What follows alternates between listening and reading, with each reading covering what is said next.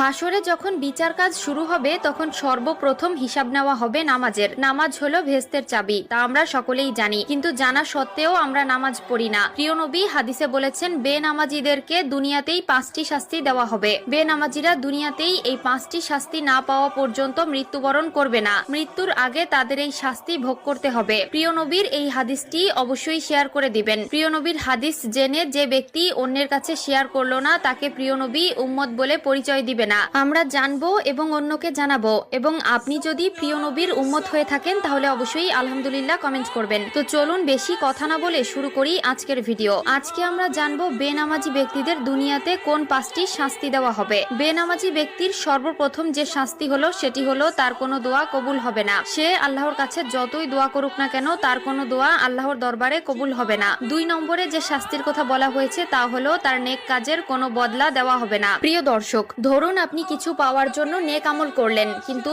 আফসোসের বিষয় আপনি যদি বেনামাজি হয়ে থাকেন আপনার নেক কাজের কোনো ফল আপনি